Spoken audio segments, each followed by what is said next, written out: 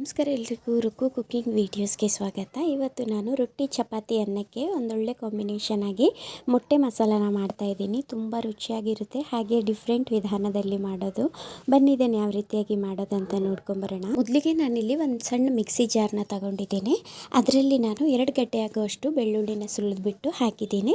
ಹಾಗೆ ಇದ್ರ ಜೊತೆಗೆ ನಾನು 2 ಇಂಚ್ ಆಗುವಷ್ಟು ಶುಂಠಿನ ತಗೊಂಡಿದ್ದೀನಿ. ಇದ್ರ ಜೊತೆಗೆ ಮತ್ತೆ ನಾನು ಒಂದು 2 ಗಡ್ಡೆ ಈರುಳ್ಳಿನ ತಗೊಂಡಿದ್ದೀನಿ. ಈ ರೀತಿಯಾಗಿ ಉದ್ದುದ್ದಕ್ಕೆ ಹೆಚ್ಚಿ ಹಾಕಿದ್ದೀನಿ. ಈರುಳ್ಳಿ, ಶುಂಠಿ, ಬೆಳ್ಳುಳ್ಳಿ ಹಾಕಿದ ನಂತರ ಇದಕ್ಕೆ ನಾನು ಒಂದು 3 ಟೊಮೆಟೊ ಹಣ್ಣನ್ನು ಈ ರೀತಿಯಾಗಿ ಸಣ್ಣಗೆ ಕಟ್ ಮಾಡಿ ಹಾಕೋತೀನಿ. ಹಾಗೆ ಇದ್ರ ಜೊತೆಗೆ ನಾನು 1 ಇಂಚ್ ಆಗುವಷ್ಟು ಚಕ್ಕೆನ ತಗೊಂಡಿದ್ದೀನಿ. ಏಲಕ್ಕಿ, ಲವಂಗ ಏನನ್ನೂ ಹಾಕಿಲ್ಲ, ಸಿಂಪಲಾಗಿ ಮಾಡ್ತಿರೋದ್ರಿಂದ ಒಂದು ಸ್ವಲ್ಪನೇ ಚಕ್ಕೆ ಹಾಕಿದ್ದೀನಿ. ಒಂದು 8-10 ಎಲೆ ಪುದೀನನ ಹಾಕಿದ್ದೀನಿ. ಹಾಗೆ ಒಂದು ಸ್ವಲ್ಪ ಕೊತ್ತಂಬರಿನ ಹಾಕಿ ಇದನ್ನು ರುಬ್ಕೊಂಬರೋಣ. ಒಂದು ಸ್ವಲ್ಪ ನೀರು ಹಾಕಿ ಇದನ್ನು ನೈಸಾಗಿ ಈ ರೀತಿಯಾಗಿ ರುಬ್ಕೋಬೇಕು. ಮಸಾಲೆಯಲ್ಲಿ ನಾವು ಯಾವುದೇ ಕೊಬ್ಬರಿನ ಯೂಸ್ ಮಾಡಿಲ್ಲ, ತುಂಬ ಚೆನ್ನಾಗಿ ಬರುತ್ತೆ ಇದು. ನೋಡಿ, ಈ ರೀತಿಯಾಗಿ ಮಸಾಲೆ ರುಬ್ಬಿಟ್ಟು ಸೈಡಿಗೆ ಎತ್ತಿಟ್ಕೊಳ್ಳೋಣ. ಈಗ ನಾನು ಒಲೆ ಮೇಲೆ ಒಂದು ಪಾತ್ರೆನ ಇಟ್ಕೋತೀನಿ. ಆ ಪಾತ್ರೆಯಲ್ಲಿ ಒಂದು 3-4 ಟೇಬಲ್ ಸ್ಪೂನ್ ಆಗುವಷ್ಟು ಎಣ್ಣೆನ ಹಾಕ್ತೀನಿ. ಎಣ್ಣೆ ನಿಮ್ಮ ಅಳತೆ ಪ್ರಕಾರ ಹಾಕ್ಕೊಳ್ಳಿ. ಹಾಗೆ ನಾನಿಲ್ಲಿ ಎಣ್ಣೆ ಸ್ವಲ್ಪ ಬಿಸಿ ಆದಮೇಲೆ ಸಾಸಿವೆನ ಹಾಕ್ಕೋತೀನಿ. ಎಣ್ಣೆಯಲ್ಲಿ ಸಾಸಿವೆ ಚೆನ್ನಾಗಿ ಬಿಸಿ ಆದಮೇಲೆ ನಾನಿಲ್ಲಿ ಒಂದು ಬೌಲ್ ಆಗುವಷ್ಟು ಈರುಳ್ಳಿನ ಈ ರೀತಿಯಾಗಿ ಸಣ್ಣಗೆ ಹೆಚ್ಚಿಬಿಟ್ಟು ಹಾಕಿದ್ದೀನಿ. ಈರುಳ್ಳಿ ನಾನಿಲ್ಲಿ ದಪ್ಪ ಸೈಜಿಂದು 2 ಈರುಳ್ಳಿನ ಯೂಸ್ ಮಾಡ್ಕೊಂಡಿದ್ದೀನಿ. ಹಾಗೆ ಇದ್ರ ಜೊತೆಗೆ ಒಂದು 8-10 ಕರಿಬೇವಿನ ಸೊಪ್ಪನ್ನ ಹಾಕ್ಕೊಂಡಿದ್ದೀನಿ ಒಗ್ಗರಣೆಗೆ. ಈ ರೀತಿಯಾಗಿ ಮೊದಲಿಗೆ ನಾವು ಒಗ್ಗರಣೆ ಮಾಡ್ಕೋಬೇಕು. ಈರುಳ್ಳಿ ಚೆನ್ನಾಗಿ ಎಣ್ಣೆಯಲ್ಲಿ ಫ್ರೈ ಮಾಡ್ಕೋಬೇಕು. ಹಸಿ ವಾಸನೆ ಹೋಗೋವರೆಗೂ ಈರುಳ್ಳಿನ ಎಣ್ಣೆಯಲ್ಲೇ ಫ್ರೈ ಮಾಡ್ಕೋಬೇಕು. ಹಾಗೆ ನಿಮಗೆ ಪಲ್ಯದ ಕ್ವಾಂಟಿಟಿ ಜಾಸ್ತಿ ಬೇಕಂದರೆ ಈರುಳ್ಳಿನ ಸ್ವಲ್ಪ ಜಾಸ್ತಿನೇ ಹಾಕ್ಕೊಳ್ಳಿ, ಏನು ಪ್ರಾಬ್ಲಮ್ ಇಲ್ಲ, ರುಚಿ ಚೆನ್ನಾಗಿ ಬರುತ್ತೆ. ನೋಡಿ, ಈರುಳ್ಳಿ ಚೆನ್ನಾಗಿ ಫ್ರೈ ಆಗಿದೆ. ಇದಕ್ಕೆ ನಾನು 1 ಟೇಬಲ್ ಸ್ಪೂನ್ ಆಗುವಷ್ಟು ಅರಿಶಿನದ ಪೌಡ್ರನ್ನ ಹಾಕ್ಕೋತೀನಿ. ಅರಿಶಿನದ ಪುಡಿನ ಎಣ್ಣೆಯಲ್ಲಿ ಚೆನ್ನಾಗಿ ಫ್ರೈ ಮಾಡಿಕೊಂಡು ಅದ್ರ ಜೊತೆಗೆ ನಾನು 2 ಟೇಬಲ್ ಸ್ಪೂನ್ ಆಗುವಷ್ಟು ಅಚ್ಕಾರದ ಪುಡಿನ ಹಾಕ್ಕೋತೀನಿ. ಖಾರ ನಿಮ್ಮ ಅಳತೆ ಪ್ರಕಾರ ಹಾಕ್ಕೊಳ್ಳಿ. ಇದಕ್ಕೆ ನೀವು ಹಸಿಮೆಣಸಿನ್ಕಾಯಿನೂ ಯೂಸ್ ಮಾಡಬಹುದು. ನಾನಿಲ್ಲಿ ಹಸಿಮೆಣಸಿನ್ಕಾಯಿ ಯೂಸ್ ಮಾಡಿಲ್ಲ, ಖಾರದ ಪುಡಿನೇ ಹಾಕ್ಕೊಂಡಿದ್ದೀನಿ. ಖಾರ ನೋಡಿ ಅಳತೆ ಪ್ರಕಾರ ಖಾರದ ಪುಡಿ ಹಾಕ್ಕೊಳ್ಳಿ. ನಾನಿಲ್ಲಿ 2 ಟೇಬಲ್ ಸ್ಪೂನ್ ಅಷ್ಟು ಖಾರದ ಪುಡಿನ ಹಾಕಿದ್ದೀನಿ. ಖಾರದ ಪುಡಿ ಮತ್ತು ಅರಿಶಿನದ ಪುಡಿ ಈ ರೀತಿಯಾಗಿ ಎಣ್ಣೆಯಲ್ಲಿ ಚೆನ್ನಾಗಿ ಫ್ರೈ ಮಾಡ್ಕೋಬೇಕು. ತುಂಬ ಚೆನ್ನಾಗಿ ಕಲರ್ ಬರುತ್ತೆ. ನೋಡಿ, ಈಗ ಫ್ರೈ ಆಗಿದೆ. ಇದ್ರ ಜೊತೆಗೆ ನಾವು ರುಬ್ಬಿಟ್ಟಿದ್ದಂತಹ ಮಸಾಲೆನ ಹಾಕ್ಕೊಳ್ಳೋಣ. ಮಸಾಲೆನ ಚೆನ್ನಾಗಿ ನಾವು ಎಣ್ಣೆಯಲ್ಲಿ ಫ್ರೈ ಮಾಡ್ಕೋಬೇಕು. ಹಾಗೆ ಖಾರದ ಪುಡಿ, ಈರುಳ್ಳಿ, ಎಣ್ಣೆ ಜೊತೆ ತುಂಬ ಚೆನ್ನಾಗಿ ಮಿಕ್ಸ್ ಮಾಡ್ಕೋಬೇಕು. ಮಸಾಲೆನ ಲೋ ಫ್ಲೇಮಲ್ಲಿಟ್ಟು ನಾವು ಮಸಾಲೆನ ಫ್ರೈ ಮಾಡ್ಕೋಬೇಕು. ಈ ರೀತಿಯಾಗಿ ನಾವು ಮಸಾಲೆ ರುಬ್ಬಿ ಎಣ್ಣೆಯಲ್ಲಿ ಫ್ರೈ ಮಾಡ್ಕೊಳ್ಳೋದ್ರಿಂದ ಪಲ್ಯದ ಟೇಸ್ಟ್ ತುಂಬಾ ಚೆನ್ನಾಗಿರುತ್ತೆ. ಇದು ಒಂಥರ ಡಿಫ್ರೆಂಟ್ ಆದ ರುಚಿ ಕೊಡುತ್ತೆ. ಈಗ ಇದನ್ನು ನಾವು 1-2 ನಿಮಿಷ ಚೆನ್ನಾಗಿ ಈ ರೀತಿಯಾಗಿ ಕೈ ಬಿಡದೆ ಚೆನ್ನಾಗಿ ಇದನ್ನು ಮಿಕ್ಸ್ ಮಾಡ್ಕೋಬೇಕು. ಇದರ ಜೊತೆಗೆ ನಾನು ಉಪ್ಪನ್ನು ಈಗಲೇ ಹಾಕ್ತೀನಿ. ಉಪ್ಪು ಈಗ ಹಾಕ್ಕೊಳ್ಳೋದ್ರಿಂದ ಮಸಾಲೆದಲ್ಲಿ ಚೆನ್ನಾಗಿ ಮಿಕ್ಸ್ ಆಗುತ್ತೆ. ಹಾಗಾಗಿ ನೋಡಿ, ಈ ರೀತಿಯಾಗಿ ಉಪ್ಪು ಹಾಕಿಬಿಟ್ಟು ಇದನ್ನು ಮಿಕ್ಸ್ ಮಾಡ್ಕೋಬೇಕು. ಉಪ್ಪು ಅಳತೆ ಪ್ರಕಾರ ಹಾಕ್ಕೊಳ್ಳಿ, ಆಮೇಲೆ ಚೆಕ್ ಮಾಡಿನೂ ಹಾಕ್ಬೋದು. ನಾನಿಲ್ಲಿ ಉಪ್ಪು ಹಾಕಿ ಚೆನ್ನಾಗಿ ಫ್ರೈ ಮಾಡ್ಕೊಂಡಿದ್ದೀನಿ. ಹಾಗೆ ಇದ್ರ ಜೊತೆಗೆ ನಾನು ಮೊಟ್ಟೆ ಮಸಾಲಾನ ಹಾಕ್ತಾಯಿದ್ದೀನಿ. ನಿಮ್ಮ ಹತ್ರ ಇದ್ದರೆ ಹಾಕಿ, ಇಲ್ಲಾಂದರೆ ಸ್ಕಿಪ್ಪು ಮಾಡಬಹುದು. 1 ಟೇಬಲ್ ಸ್ಪೂನ್ ಆಗೋವಷ್ಟು ನಾನಿಲ್ಲಿ ಎಗ್ ಮಸಾಲಾನ ಹಾಕಿದ್ದೇನಲ್ಲ, ಅದನ್ನು ಸಹ ಚೆನ್ನಾಗಿ ಎಣ್ಣೆಯಲ್ಲಿ ಫ್ರೈ ಮಾಡ್ಕೋಬೇಕು. ತುಂಬ ಚೆನ್ನಾಗಿ ರುಚಿ ಇರುತ್ತೆ. ನೋಡಿ, ತುಂಬ ಚೆನ್ನಾಗಿ ಫ್ರೈ ಆಗಿದೆ. ಇಷ್ಟು ಫ್ರೈ ಆದರೆ ಸಾಕು, ತಳ ಹಿಡಿದೇ ಇರೋ ಹಾಗೆ ನೋಡ್ಕೊಳ್ಳಿ. ಈಗ ಇದಕ್ಕೆ ನಾನು ಮಿಕ್ಸಿ ತೊಳೆದ ನೀರನ್ನು ಹಾಕ್ತೀನಿ. ನೀರು ಸ್ವಲ್ಪ ಮೀಡಿಯಮ್ ಆಗಿ ಹಾಕಿ, ಜಾಸ್ತಿ ನೀರು ಮಾಡ್ಕೋಬೇಡಿ, ರುಚಿ ಚೆನ್ನಾಗಿರೋದಿಲ್ಲ. ನಿಮ್ಮ ಮಸಾಲೆ ಅಳತೆ ಪ್ರಕಾರ ನೀರು ಹಾಕಿ, ಸ್ವಲ್ಪ ಗ್ರೇವಿ ರೀತಿಯಲ್ಲಿರಬೇಕು, ಆ ರೀತಿಯಾಗಿ ನೀರು ಹಾಕ್ಕೊಳ್ಳಿ. ತೀರಾ ನೀರಾದರೆ ಅಷ್ಟೊಂದು ರುಚಿ ಇರೋದಿಲ್ಲ. ಈಗ ಇದಕ್ಕೆ ನಾನು ಸ್ವಲ್ಪ ನೀರು ಹಾಕ್ಕೋತೀನಿ. ನೀರು ಸ್ವಲ್ಪ ಕಡಿಮೆ ಆಗಿದೆ. 1 ಟೀ ಗ್ಲಾಸ್ ಆಗುವಷ್ಟು ನೀರನ್ನ ಹಾಕಿದ್ದೀನಿ. ನೋಡಿ, ಇಷ್ಟಾದರೆ ಸಾಕಾಗುತ್ತೆ. ಇದನ್ನು ಸಹ ಚೆನ್ನಾಗಿ ಮಿಕ್ಸ್ ಮಾಡ್ಕೋಬೇಕು. ಇದು ಸ್ವಲ್ಪ ತೆಳುವಾಗಿ ಇರಬೇಕಂದ್ರೆ ನೀರು ಸ್ವಲ್ಪ ಜಾಸ್ತಿ ಹಾಕ್ಕೋಬಹುದು. ಹಾಗೆ ಇದರ ಜೊತೆಗೆ ಉಪ್ಪು, ಹುಳಿ, ಖಾರನ ಚೆಕ್ ಮಾಡ್ಕೊಳ್ಳಿ.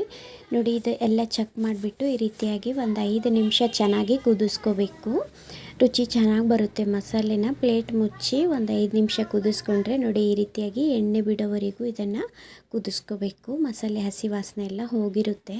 ಈಗ ಇದು ರೆಡಿಯಾಗಿದೆ. ಇದನ್ನು ನಾವು ಸೈಡಿಗೆ ಎತ್ತಿಟ್ಕೊಳ್ಳೋಣ. ಹಾಗೆ ಇಲ್ಲಿ ನಾವು ಮೊಟ್ಟೆನ ರೆಡಿ ಮಾಡ್ಕೊಳ್ಳೋಣ. ಮೊಟ್ಟೆ ನಾನಿಲ್ಲಿ 5-6 ಮೊಟ್ಟೆನ ತಗೊಂಡಿದ್ದೀನಿ. ಮೊಟ್ಟೆ ಪಲ್ಯ ಯಾವ ಕ್ವಾಂಟಿಟಿ ಬೇಕೋ ಆ ಕ್ವಾಂಟಿಟಿಲಿ ತಗೊಳ್ಳಿ. ನಾನಿಲ್ಲಿ ರುಬ್ಬಿರೋ ಮಸಾಲೆ ಪ್ರಕಾರ ನನಗಿಲ್ಲಿ 6 ಮೊಟ್ಟೆ ಸಾಕಾಗುತ್ತೆ. ಹಾಗಾಗಿ ನಾನಿಲ್ಲಿ 6 ಮೊಟ್ಟೆನ ತಗೊಂಡಿದ್ದೀನಿ. ನಿಮಗೆ ಎಷ್ಟು ಬೇಕು ನೀವು ತಗೋಬಹುದು. ಇದಕ್ಕೆ ನಾನು ಸ್ವಲ್ಪನೇ ಉಪ್ಪು ಹಾಕ್ಕೋತೀನಿ. ಹಾಗೆ ಇದ್ರ ಜೊತೆಗೆ ನಾನು ಸ್ವಲ್ಪ ಪೆಪ್ಪರ್ ಪೌಡರ್ನು ಸಹ ಮಿಕ್ಸ್ ಮಾಡ್ಕೋತೀನಿ. ಪೆಪ್ಪರ್ ಪೌಡ್ರ್ ಮತ್ತು ಉಪ್ಪನ್ನು ಮೊಟ್ಟೆಯಲ್ಲಿ ಈ ರೀತಿ ಹಾಕ್ಕೊಳ್ಳೋದ್ರಿಂದ ರುಚಿ ಚೆನ್ನಾಗಿ ಬರುತ್ತೆ. ಹಾಗಾಗಿ ನೋಡಿ, ಮಿಕ್ಸರ್ ಸಹಾಯದಿಂದ ಈ ರೀತಿಯಾಗಿ ಮಿಕ್ಸ್ ಮಾಡ್ಕೋತೀನಿ. ಮೊಟ್ಟೆನೆಲ್ಲ ಕ್ಲೀನಾಗಿ ಉಪ್ಪು ಸಹ ಕರಗುತ್ತೆ. ಹಾಗಾಗಿ ಇದನ್ನು ಈ ರೀತಿಯಾಗಿ ಮಿಕ್ಸ್ ಮಾಡ್ಕೋಬೇಕು. ಒಂಚೂರು ಗಂಟು ಇಲ್ಲದೆ ಇರೋ ರೀತಿಯಲ್ಲಿ ಮೊಟ್ಟೆನ ಮಿಕ್ಸ್ ಮಾಡ್ಕೋಬೇಕು. ಈ ರೀತಿಯಾಗಿ ಮಾಡ್ಕೊಳ್ಳೋದ್ರಿಂದ ನಾವು ಮೊಟ್ಟೆ ಫ್ರೈ ಮಾಡ್ತೀವಲ್ಲ, ತುಂಬ ಚೆನ್ನಾಗಿ ಮಿಕ್ಸ್ ಆಗಿರುತ್ತೆ. ಹಾಗಾಗಿ ನೋಡಿ, ಇದು ರೆಡಿಯಾಗಿದೆ. ಇದನ್ನು ನಾವು ಸೈಡಿಗೆ ಎತ್ತಿಟ್ಕೊಳ್ಳೋಣ. ಇಷ್ಟಾದರೆ ಸಾಕಾಗುತ್ತೆ. ನೋಡಿ, ತುಂಬ ಚೆನ್ನಾಗಿ ಮಿಕ್ಸ್ ಆಗಿದೆ. ಇದನ್ನು ಸೈಡಿಗೆ ಎತ್ತಿಟ್ಕೊಳ್ಳೋಣ. ಸ್ಟವ್ ಮೇಲೆ ಒಂದು ಬೇರೆ ಪಾತ್ರೆ ಇಟ್ಬಿಟ್ಟು ಅದರಲ್ಲಿ ನಾನು 1-2 ಟೇಬಲ್ ಸ್ಪೂನಷ್ಟು ಎಣ್ಣೆ ಹಾಕಿದ್ದೀನಿ. ಎಣ್ಣೆ ಚೆನ್ನಾಗಿ ಬಿಸಿ ಆದಮೇಲೆ ಇದಕ್ಕೆ ನಾವು ಮೊಟ್ಟೆನ ರೆಡಿ ಮಾಡಿ ಇಟ್ಟಿದ್ವಲ್ಲ, ಮಿಕ್ಸ್ ಮಾಡಿ, ಆ ಮೊಟ್ಟೆನ ಇದರಲ್ಲಿ ಹಾಕ್ಕೊಳ್ಳೋಣ. ಹಾಗೆ ಫ್ಲೇಮನ್ನು ಲೋ ಫ್ಲೇಮಲ್ಲೇ ಇಟ್ಕೋಬೇಕು. ಹೈ ಫ್ಲೇಮ್ ಆದರೆ ಬೇಗನೆ ತಳ ಹಿಡ್ಕೊಳ್ಳುತ್ತೆ. ಹಾಗಾಗಿ ಗ್ಯಾಸ್ನ ಲೋ ಫ್ಲೇಮಲ್ಲಿಟ್ಟು ಇದನ್ನು ಚೆನ್ನಾಗಿ ಮಿಕ್ಸ್ ಮಾಡ್ಕೋಬೇಕು. ನೋಡಿ, ತುಂಬ ಚೆನ್ನಾಗಿ ಮಿಕ್ಸ್ ಆಗುತ್ತೆ. ಇದು ಒಂದು 10 ನಿಮಿಷ ಬೇಕಾಗುತ್ತೆ. ಈ ರೀತಿಯಾಗಿ ಎಲ್ಲದು ಮೊಟ್ಟೆನೂ ಚೆನ್ನಾಗಿ ಫ್ರೈ ಆಗಬೇಕು. ನಿಧಾನವಾಗಿ ಇದನ್ನು ಕೈ ಬಿಡದೆ ಚೆನ್ನಾಗಿ ಮಿಕ್ಸ್ ಮಾಡ್ಕೋಬೇಕು. ತಳ ಹಿಡಿದಿರುತ್ತೆ. ಒಂದು ಸ್ವಲ್ಪ ಎಣ್ಣೆ ಹಾಕಿರ್ತೀವಲ್ಲ, ಏನಾಗೋದಿಲ್ಲ. ಈ ರೀತಿಯಾಗಿ ಮಿಕ್ಸ್ ಮಾಡ್ಕೋಬೇಕು. ನೋಡಿ, ಈಗ ಸ್ವಲ್ಪನೇ ಬರ್ತಾ ಇದೆ ಫ್ರೈ ಆಗಿ. ನೋಡಿ, ತುಂಬ ಚೆನ್ನಾಗಿ ಫ್ರೈ ಆಗ್ತಾ ಇದೆ. ಈ ರೀತಿ ಫ್ರೈ ಆಗ್ತಿರುವಾಗಲೇ ಇದನ್ನು ನಾವು ಸಣ್ಣ ಸಣ್ಣ ಪೀಸ್ಗಳನ್ನಾಗಿ ಮಾಡ್ಕೋಬೇಕು. ಈ ರೀತಿಯಾಗಿ ಕಟ್ ಮಾಡ್ಕೋಬೇಕು ಸ್ಪೂನಿನ ಸಹಾಯದಿಂದ. ಅಂದರೆ ಬೇಗ ಬೇಯುತ್ತೆ. ಹಾಗೆ ನಾವು ಪಲ್ಯ ಮಾಡಲಿಕ್ಕೆ ಈಸಿ ಆಗುತ್ತೆ. ನೋಡಿ, ಈ ರೀತಿಯಾಗಿ ಸಣ್ಣ ಸಣ್ಣಗೆ ಕಟ್ ಮಾಡ್ಕೊತ ಫ್ರೈ ಮಾಡ್ಕೋಬೇಕು. ಮೀಡಿಯಮ್ ಫ್ಲೇಮಲ್ಲಿ ಇಟ್ಕೋಬೇಕು ಗ್ಯಾಸು.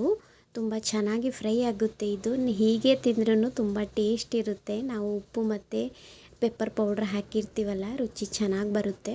ನೋಡಿ, ಈಗ ಇದು ಫ್ರೈ ಆಗಿದೆ. ಇದನ್ನು ನಾವು ಈ ರೀತಿಯಾಗಿ ಸಣ್ಣ ಸಣ್ಣಗೆ ಪೀಸ್ಗಳನ್ನಾಗಿ ಮಾಡ್ಕೋಬೇಕು.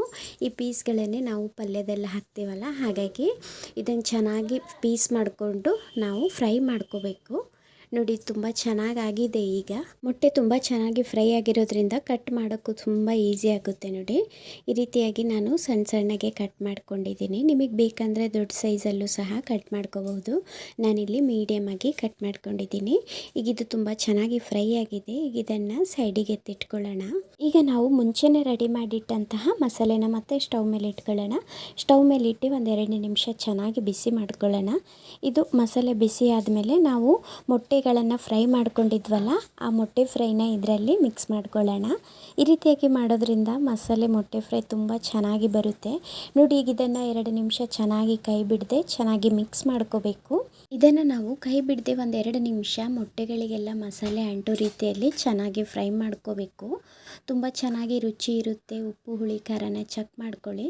ನೋಡಿ, ನಿಮಗೆ ಸ್ವಲ್ಪ ನೀರು ಬೇಕಂದ್ರೂ ನೀರನ್ನು ಹಾಕೋಬಹುದು. ಆದರೆ ಈಗಲ್ಲ, ಮಸಾಲೆಯಲ್ಲಿ ರೆಡಿ ಮಾಡ್ತೀವಲ್ಲ ಆವಾಗ ಸ್ವಲ್ಪ ತೆಳುವಾಗಿಯೂ ಮಾಡ್ಕೋಬಹುದು. ನಾನಿಲ್ಲಿ ಮೀಡಿಯಮ್ ಆಗಿ ಮಾಡ್ಕೊಂಡಿರೋದ್ರಿಂದ ಇಷ್ಟು ಸಾಕಾಗುತ್ತೆ. ನೋಡಿ, ಮೊಟ್ಟೆ ಮಸಾಲೆ ತುಂಬ ಚೆನ್ನಾಗಿ ಹೊಂದ್ಕೊಂಡಿದೆ ಮಸಾಲೆ ಜೊತೆಗೆ. ಇಷ್ಟ ಆದರೆ ಸಾಕಾಗುತ್ತೆ. 1-2 ನಿಮಿಷ ಇದೇ ರೀತಿಯಾಗಿ ಮಿಕ್ಸ್ ಮಾಡಿಬಿಟ್ಟು ಲಾಸ್ಟಿಗೆ ನಾನಿಲ್ಲಿ ಕೊತ್ತಂಬರಿ ಸೊಪ್ಪನ್ನು ಹಾಕ್ಕೋತೀನಿ. ಕೊತ್ತಂಬರಿ ಸೊಪ್ಪನ್ನು ಹಾಕಿದ ಮೇಲೆ 1-2 ನಿಮಿಷ ಚೆನ್ನಾಗಿ ಫ್ರೈ ಮಾಡಿಕೊಂಡು ಇದನ್ನು ಫ್ಲೇಮ್ ಆಫ್ ಮಾಡಿ ನಾವು ಸರ್ವ್ ಮಾಡ್ಕೋಬಹುದು. ಇದನ್ನು ನಾನು ಚಪಾತಿ ಜೊತೆಗೆ ಸರ್ವ್ ಮಾಡ್ತೀನಿ. ನೀವು ರೊಟ್ಟಿ ಜೊತೆಗೂ ಮಾಡಬಹುದು. ರೊಟ್ಟಿ, ಅನ್ನ, ಚಪಾತಿ, ಪೂರಿ ಎಲ್ಲದಕ್ಕೂ ಸೂಪರ್ ಕಾಂಬಿನೇಷನ್ ಆಗಿರುವಂತಹ ಈ ಮೊಟ್ಟೆ ಮಸಾಲ ಫ್ರೈ ತುಂಬಾ ಚೆನ್ನಾಗಿರುತ್ತೆ. ನಾವು ಮೊಟ್ಟೆ ರೆಸಿಪಿಗಳು ಮಾಡಿದಾಗ ಮೊಟ್ಟೆ ಸ್ವಲ್ಪ ಸ್ಮೆಲ್ ಬರ್ತಾನೆ ಇರುತ್ತೆ. ನೋಡಿ, ಈ ರೀತಿಯಾಗಿ ಮಾಡಿ ತಿಂದರೆ ಒಂಚೂರೂ ಸಹ ಮೊಟ್ಟೆ ಸ್ಮೆಲ್ ಬರೋದಿಲ್ಲ. ಆ ರೀತಿಯಾಗಿ ರುಚಿಯಾಗಿರುತ್ತೆ. ನೀವು ಮನೆಯಲ್ಲಿ ಒಂದ್ಸರಿ ಟ್ರೈ ಮಾಡಿ. ಈ ವಿಧಾನದಲ್ಲಿ ತುಂಬ ಚೆನ್ನಾಗಿ ಬರುತ್ತೆ. ಹಾಗೆ ನಾವು ಮಾಡಿದಂಥ ಈ ಮೊಟ್ಟೆ ಮಸಾಲ ರೆಸಿಪಿ ಇಷ್ಟ ಆದರೆ ಒಂದು ಲೈಕ್ ಮಾಡಿ. ಹಾಗೆ ಫ್ಯಾಮಿಲಿ ಫ್ರೆಂಡ್ಸ್ಗೂ ಶೇರ್ ಮಾಡಿ. ಇನ್ನೂ ಯಾರು ಸಬ್ಸ್ಕ್ರೈಬ್ ಮಾಡದೆ ನೋಡ್ತಾ ಇದ್ದೀರಲ್ಲ, ಸಬ್ಸ್ಕ್ರೈಬ್ ಮಾಡ್ಕೊಳ್ಳಿ. ಹಾಗೆ ಬೆಲ್ ಐಕನ್ನ ಕ್ಲಿಕ್ ಮಾಡಿ. ವಿಡಿಯೋ ನೋಡಿದ್ದಕ್ಕೆ ಧನ್ಯವಾದಗಳು.